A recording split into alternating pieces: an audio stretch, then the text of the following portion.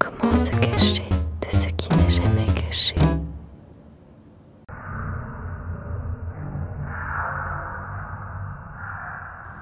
Contact tous épars, convenants et disconvenants, consonants et dissonants, et de toutes choses l'un, et de l'un toutes choses.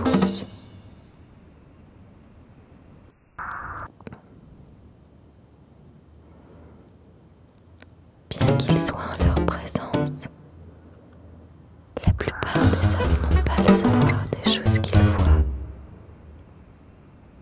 Ils ne comprennent pas, ils apprennent, et pour ça ils se figurent.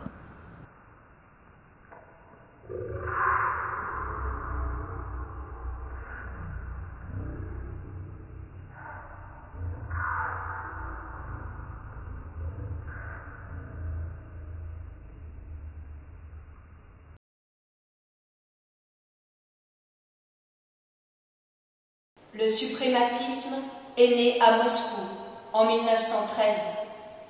Les premières œuvres présentées à l'exposition de peinture de Pétrograd ont soulevé l'indignation des vénérables journaux de l'époque, de la critique, ainsi que des professionnels, les maîtres de la peinture. J'ai compris nettement qu'il fallait créer de nouvelles ossatures pour la peinture de la couleur pure. Celle-ci serait construite selon les impératifs de la couleur. En tant que défenseur de l'indépendance individuelle à l'intérieur du système collectif, j'ai compris que la peinture devait à son tour quitter le mélange pictural et constituer une unité indépendante dans la construction.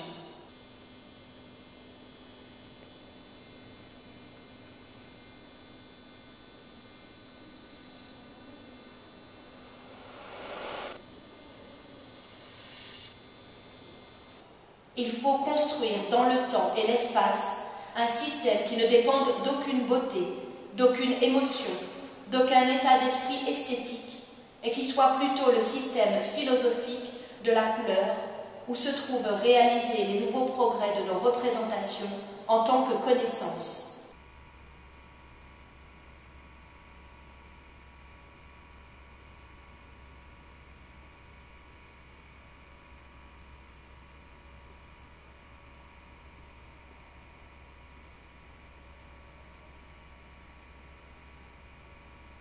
Ce système ferme, froid et sans complaisance est propulsé par la pensée philosophique. Le peintre doit ainsi transformer les masses picturales et fonder un système créateur.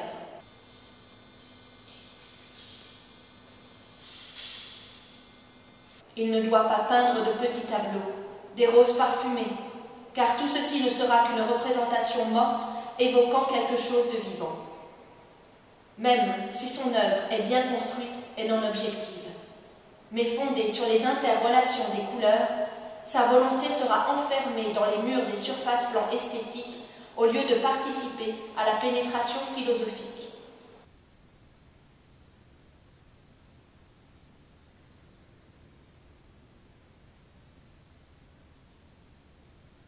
Je ne serai libre que lorsque ma volonté pourra tirer de l'existant la preuve des nouveaux phénomènes par l'argumentation critique et philosophique. J'ai percé l'abat-jour bleu des restrictions des couleurs. J'ai débouché dans le blanc. Camarades aviateurs, voguez à ma suite dans l'abîme, car j'ai érigé les sémaphores du suprématisme. J'ai vaincu la doublure bleue du ciel. Je l'ai arrachée. J'ai placé la couleur à l'intérieur de la poche ainsi formée et j'ai fait un nœud. Voguez. Devant nous s'étend l'abîme blanc et libre. Devant nous s'étend l'infini.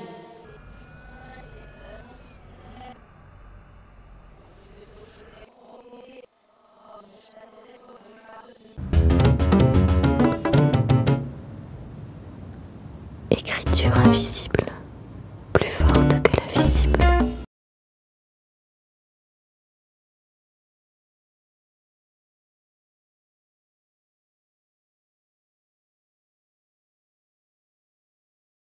L'écriture de la présence, les hommes ne la comprennent jamais.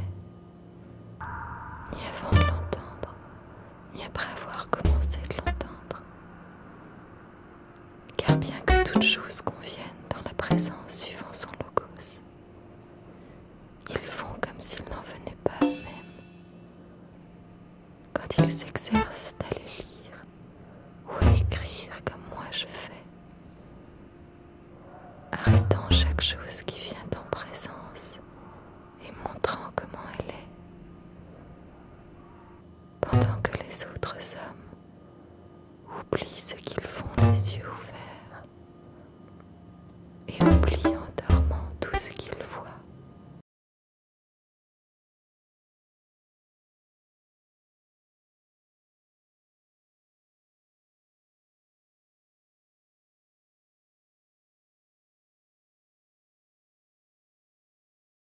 Le suprématisme est né à Moscou en 1913.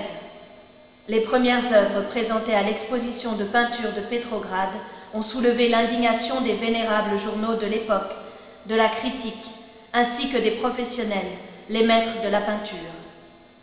J'ai compris nettement qu'il fallait créer de nouvelles ossatures pour la peinture de la couleur pure. Celle-ci serait construite selon les impératifs de la couleur. En tant que défenseur de l'indépendance individuelle à l'intérieur du système collectif, j'ai compris que la peinture devait à son tour quitter le mélange pictural et constituer une unité indépendante dans la construction. Il faut construire dans le temps et l'espace un système qui ne dépende d'aucune beauté, d'aucune émotion, d'aucun état d'esprit esthétique et qui soit plutôt le système philosophique de la couleur où se trouvent réalisés les nouveaux progrès de nos représentations en tant que connaissance. Ce système, ferme, froid et sans complaisance, est propulsé par la pensée philosophique. Le peintre doit ainsi transformer les masses picturales et fonder un système créateur. Il ne doit pas peindre de petits tableaux, des roses parfumées, car tout ceci ne sera qu'une représentation morte évoquant quelque chose de vivant. Même si son œuvre est bien construite et non objective, mais fondée sur les interrelations des couleurs, sa volonté sera enfermée dans les murs des surfaces plans esthétiques au lieu de participer à la pénétration philosophique. Je ne serai libre que lorsque ma volonté pourra tirer de l'existant la preuve de nouveaux phénomènes par l'argumentation critique et philosophique. J'ai percé l'abat-jour bleu des restrictions des couleurs. J'ai débouché dans le blanc.